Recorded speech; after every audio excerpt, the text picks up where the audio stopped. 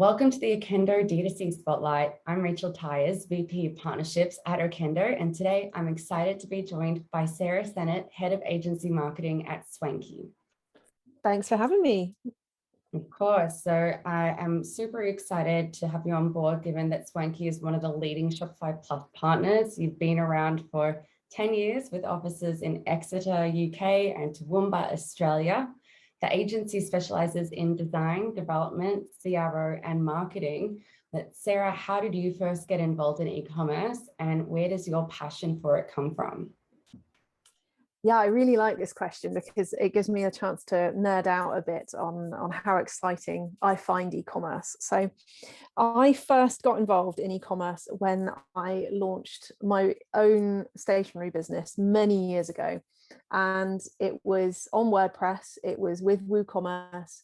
And because I have a complete fondness for notebooks and paper and all things stationery, so I thought, oh, this is really cool. Let's bring some of these amazing things to what was then a very small audience, because it was mostly an e-commerce website for family and friends.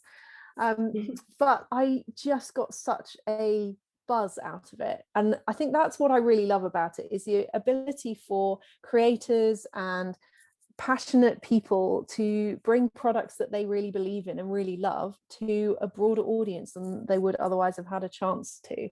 And I think that's what really appeals to me about Shopify as well, is they've made that process even shorter and even easier. So even if you feel like you're a bit of a tech newbie, or you don't feel particularly confident in that area, you've still got that potential to build a business, to live the life that you want to live, and to bring the products that you want to bring to the market. And I just find that massively exciting.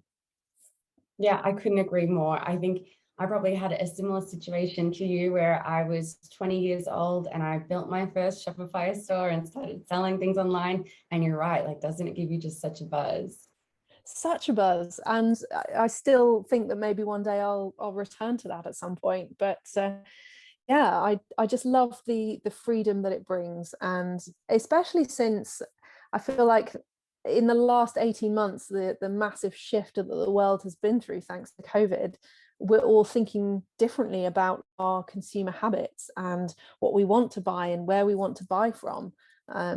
I can see there being this trend of buying from smaller retailers and craftspeople, and the fact that we have got e-commerce so accessible, there actually is no reason why some small brands couldn't become global if they wanted to.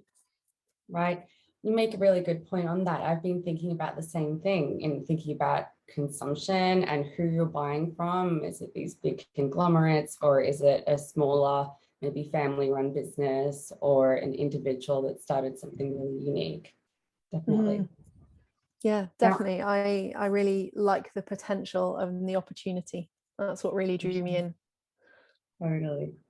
So how does an agency marketing differ from other kinds of marketing that you've done in the past?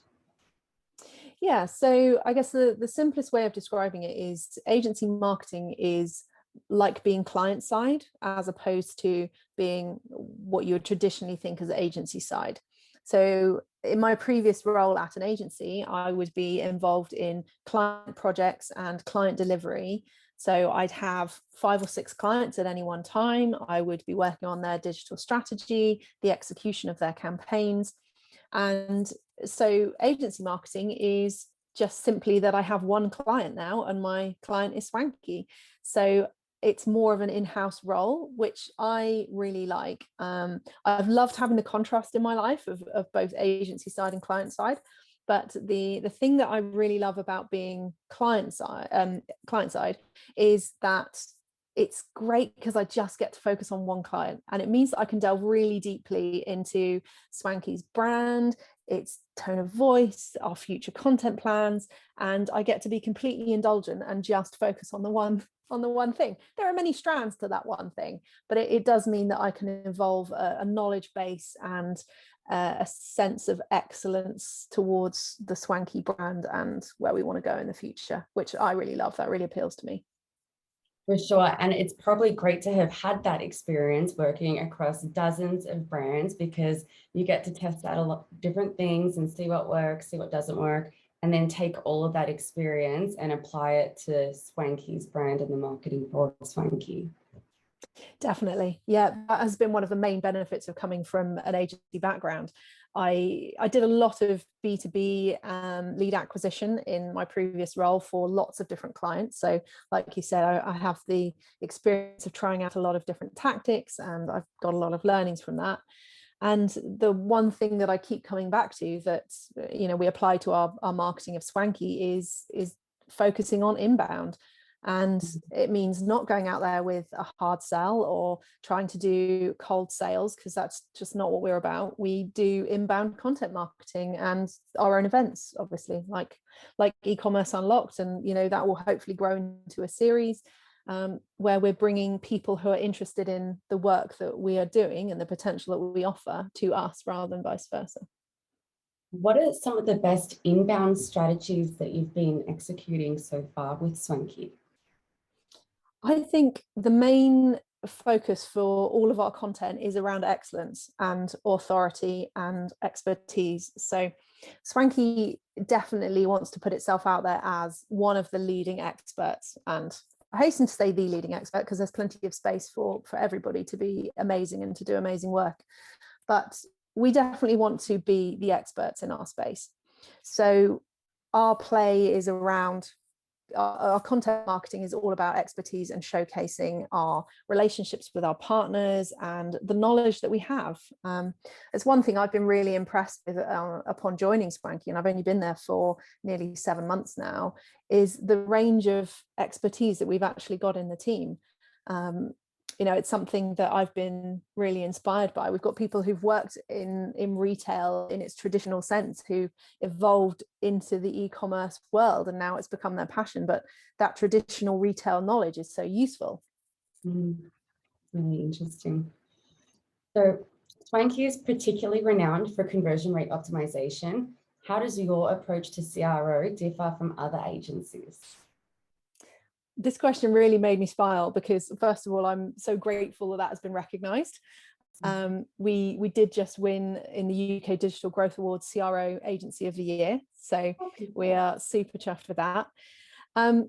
It partly comes down to what I was just saying about expertise in the team. So we have folks who are not just excellent at CRO, they have a broad range of experience, so they've got a wider context.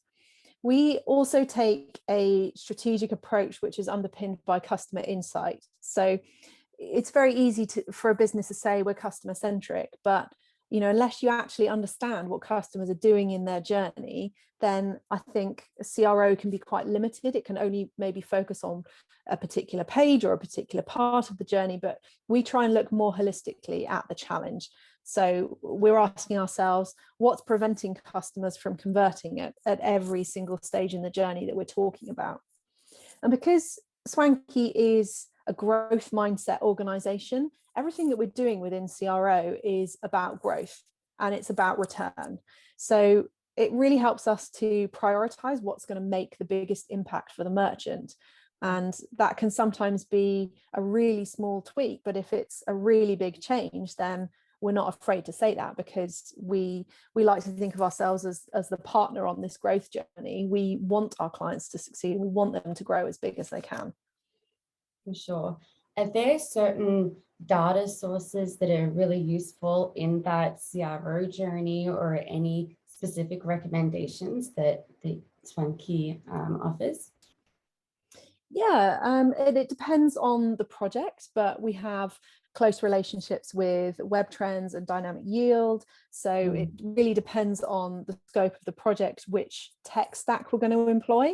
But in my experience, the more data you've got, the better, to a certain extent. There comes a point when you get overwhelmed and you can't interpret it all and you can't understand it all. But we are quite unique in our CRO offer in that we have a whole team of in-house analysts who don't just look at our CRO data, they're also business analysts. The head of that team has come from a more traditional business analyst background, so he can take his expertise in that area and apply it to CRO and get a much bigger picture.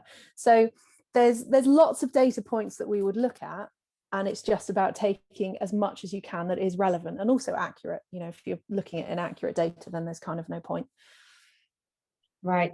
Yeah, I think this is why it's important for brands to bring on an expert agency such as Swanky, because you've got all of that expertise in-house, and you're able to really make sense of all of that information, because otherwise it can become overwhelming. Yeah, absolutely. I think it can be quite accessible to do CRO on a very basic level if you're an in-house marketer, and there's no reason why you can't do that.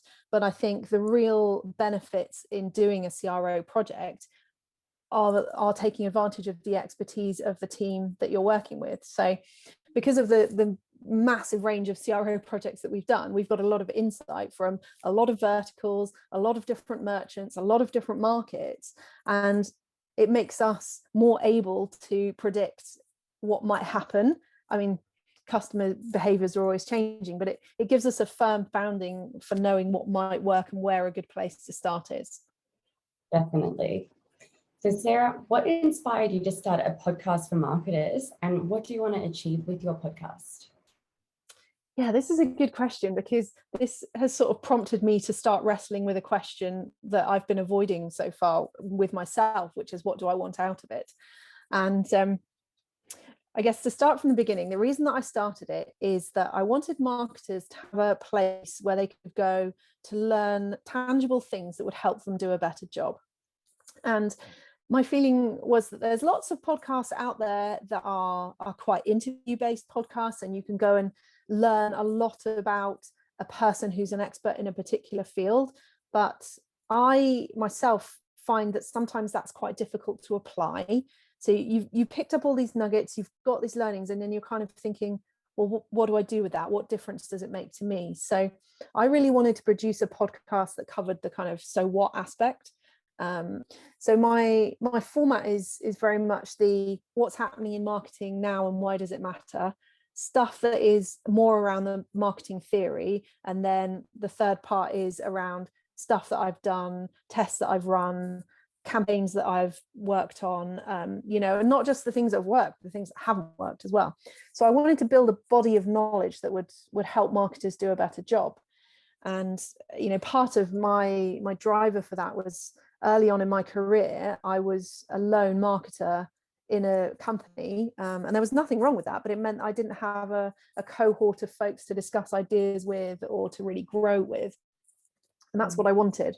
In the spirit of transparency, I've sort of stalled on the podcast at the moment because I was starting to go down the interview route, and it's just reminded me that although that's really valuable, without the so what element and being able to apply the learnings, it's a little redundant. So it needs a bit of reinvigorating.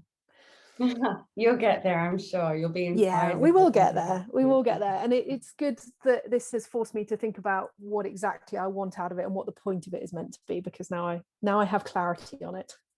Very good to have clarity, that's for sure. Swanky emphasizes building its clients' customer community. Why is community an essential part of e-commerce strategy, and how do you recommend D2C brands create their own community? Yeah, I love this question. I feel like we could talk for hours just on this topic. So I'm going to try and be a bit succinct.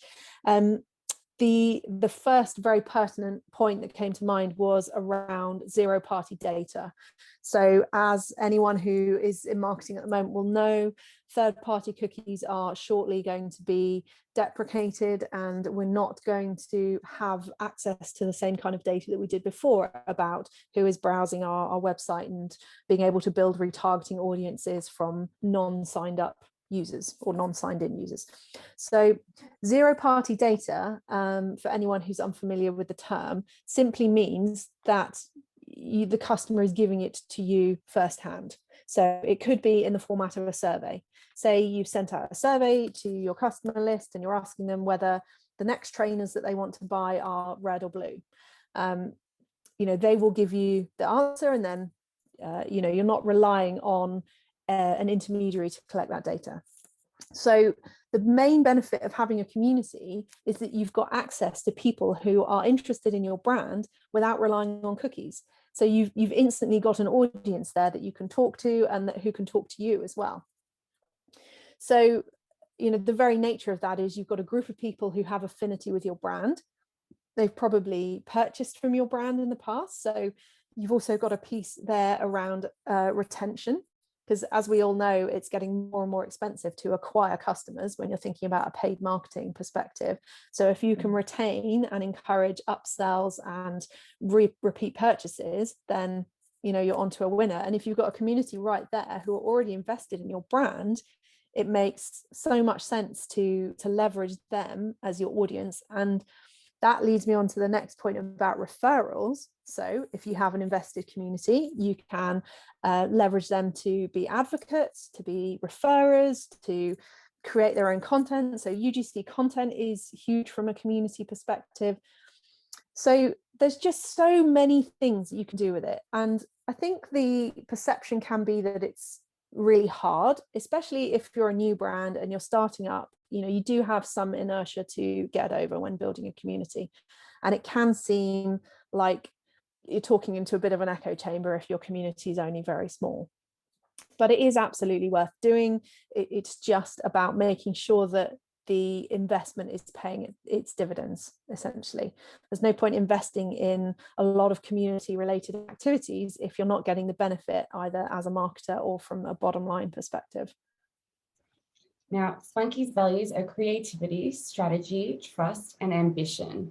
What do those values mean to you, and how do you incorporate them into your marketing strategy? Yeah, I thought this was such a great question, because when I reread the values, it just reminded me of all the amazing things that we are, which sounds very self-serving, but it's one of the reasons why I joined the company. So for me, it's about excellence and authority, as we've already talked about from a content marketing point of view. Bringing in the creativity element means not just being on a marketing churn. I feel like it can, sometimes when you build yourself a calendar, you can become a slave to that calendar, and you can just sort of get into a cycle of churning out pieces of content. And that's not where we want to be. We want to be trying new things. We want to be making sure that from a visual perspective, the content we put out is amazing. So for instance, we have just relaunched the Swanky Instagram. It had been pretty neglected for a few years. It had maybe 3 posts on it that no one really ever engaged with. So we've given it a whole revamp of stories and posts, and we have a very specific visual style, and we feature our clients, we feature testimonials, but they all feel like they fit within the Swanky brand. So our creativity should be relayed in terms of what we do for clients, but in a way that sounds and looks like us. I think the other element to that is around honesty. So you can't have trust without being honest. So it's not just in marketing, it's in the whole way that Swanky works with its clients. So we don't shy away from saying that we think something is not a good idea, or we think that there's a project that is not going to give the best return, and we recommend something else. That we wouldn't feel like we were doing our job properly if we weren't advocates in those situations. So for us, it's very much about creating long-term partnerships, and everything that I want to do in our marketing and the essence of what's been done before as well is about building those partnerships in an honest and trustworthy way. Absolutely. I think those long-term relationships that are built upon trust are always going to be much stronger, of course, than anything else. Now, what are some of the biggest mistakes you see brands making with their inbound marketing efforts, and how do you put them back on the right track? Yeah, I was thinking about this, and I think there's a couple of elements to it. I think one is about low quality content. So I think it's the prioritizing the quantity over quality. I don't think that brands set out to do low quality stuff. I mean, not any that I've met or that we've worked with, but I do think there is a temptation sometimes that because you have a date in a calendar to put out some content, that you just end up churning. I think the big thing that all of this comes back to is around customer centricity. So as a brand, you should be producing content that attracts your future customers, but is not selling to them necessarily. It's about enhancing their lives or making their lives easier or answering questions that they have. So I think it's quite easy to pay lip service to putting customers at the center of all you do, but actually living that value 100% of the time, I think, is really hard, because you have to be able to challenge yourself and say, actually, does that really serve our audience, and should we be doing that? And it's very hard if you're invested in a project to say, actually, I don't think this is going in the right direction, especially when there's been time and money and effort invested in something. I think in terms of putting things on the right track, for the most part, whenever I've been involved in a project in a previous life that's kind of going off the rails and isn't going to do what I think it will do for the client, it's just about having a reset partway through and saying, how have we ended up here, and let's see if we can put ourselves back on the right track. Very good advice. Now, Swanky has grown quickly over the past 10 years. What advice would you give to yourself looking back as a startup entrepreneur? Yeah, this is a tough one. It's hard to be succinct because I feel like there are so many things that a startup entrepreneur would need to know. But for me, I would be telling myself that this is going to get tough. You are going to have to stick with it. But if you can stick with it, there are huge opportunities out there, and it's going to be so fulfilling. So I would just be giving myself words of encouragement to keep going. Very good. Well, Sarah, thank you so much for your time today. Perhaps you can tell the audience where they can find you and Swanky. Yeah, absolutely. You can find me, Sarrah Sennett, on LinkedIn, and you can find Swanky on LinkedIn as well, but the website is swankyagency.com. And feel free to connect with me or with any of the team at Swanky. We'd love to hear from you. Wonderful. Thank you so much, Sarah. Thanks, Rachel. It's been a pleasure to be here.